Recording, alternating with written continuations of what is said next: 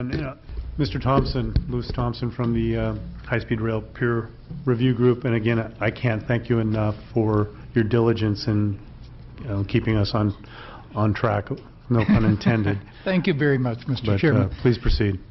My name is Louis Thompson. I'm the chairman of the Peer Review Group. The other members are Marty Wax, Gary Gallegos, Stacy Mortensen. I assume you know, many of you know them.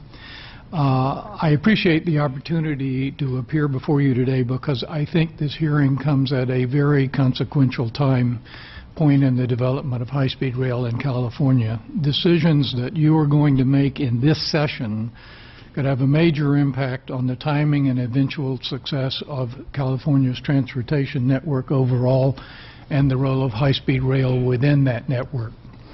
As you know, the Peer Review Group was created in Proposition 1A to advise the legislature on high-speed rail developments, including business plans and funding plans put out by the authority. We recently sent a letter on January the 14th commenting on the significance of the expressions of interest that the authority received when it requested the ideas and reactions of the private sector on building and financing and operating the system. We sent on March 25th, last Friday, just in time for the hearing, a letter commenting on the draft 2016 business plan. The authority will shortly be providing you a set of jointly developed dashboard indicators that are meant to give you a broad overall picture of how the project is proceeding. Dashboards never tell you the answer to all your questions, but they tell you where to ask questions, and I hope they'll be useful for this. I've provided copies of these for the record. Although our letters go into more detail on some of these issues, we have emphasized 5 really important issues. The first one is that the new construction sequence adopting an IOS north to San Jose rather than south to the LA Basin was driven by financial limitations. It was not driven by what the best decision was. It was driven by what could be paid for. And it leaves the Bakersfield to Palmdale gap in rail service unfilled until completion of Phase 1. The Peer Review Group supported the authority's decision in 2012 and the 2014 business plans to complete the southern gap first. And we continue to believe that filling that gap should be a priority if the funding can be made available. Second, if the initial northern IOS is completed as planned, the lack of a connection into Bakersfield and the lack of a fully functioning connection from San Jose to Transbay Terminal in San Francisco will limit system ridership and passenger revenue.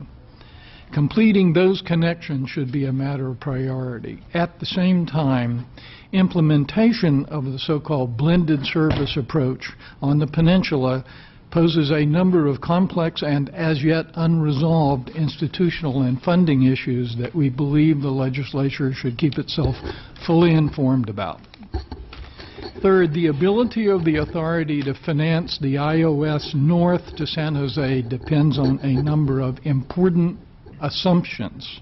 A, the significantly lowered construction costs based on favorable experience and significant redesigns. B, the timing and amounts available of Proposition 1A funding, which is still subject to litigation. C, the ability to spend the full amount of the federal ARRA funding, which must be spent before September 30th, 2017. And most important, D, the authority's ability to securitize cap-and-trade funding when needed in the future. The legislature will want to assess the validity of these assumptions, especially with respect to cap-and-trade, since you actually control the validity of that assumption. Fourth, completing the full connection from Bakersfield to Transbay will depend on $2.9 billion in new funding, which is not currently identified, though the authority suggests that they would apply for federal funds. The outlook for that request is not clear. And 5, despite demand, revenue, and cash flow projections that are significantly more favorable than those included in the 2012 and 2014 business plans, completion of the full Phase 1 system from Anaheim through LA Union Station to Transbay Terminal in San Francisco continues to face roughly a $19 billion gap in firmly established funding out of the total $55 billion, even after projected private investment is included. This is nothing new. Prop 1A had a gap. That gap has continued, but it shouldn't be ignored. Let me summarize as a final point. Oh, no, wait a minute. I missed something that I want to say here. Okay. The legislature could most significantly influence the outcome by clearly establishing an adequate and consistent funding stream for the authority so that it could securitize some income streams and extend availability payment guarantees to potential private sector partners. Expansion of federal participation in the form of RIF or TIFIA loans also would require reliable repayment mechanisms that the authority does not now have. Extending the cap-and-trade program beyond 2020 and defining the authority's share of the proceeds would be a way to achieve at least some of the funding objective, but other mechanisms should be considered, such as granting authority to extend availability payments, as suggested in the EOIs, or other financing mechanisms, including fuel taxes, sales taxes, or dedicated taxes, such as those used to finance BART. We emphasize that this is a commitment issue and a priority issue, not solely a funding issue. If the state wants to follow the process through to completion, there are and will be many ways to put a financing package together. As a final point, we have repeatedly emphasized, and I'm glad to be sitting next to Jessica now, that if this massive project goes ahead, there will be a need for very thorough oversight to ensure that the promised benefits emerge and the potentially large risks to the state are managed.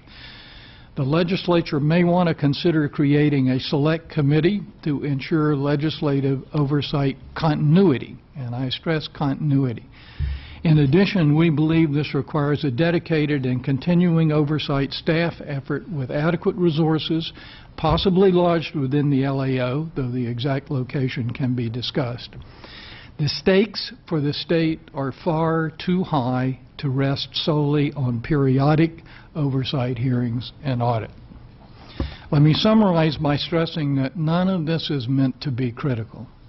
The authority has made progress, and they are learning from experience. We now know far more about the dimensions and challenges of high-speed rail in California than we did even 2 years ago. With this acknowledged, the authority is now at the point where a lack of the resolution of the issues I have discussed will make effective management and planning more and more difficult. The authority now needs guidance from the legislature about its plans and about its funding. Thank you, and I'm available for questions.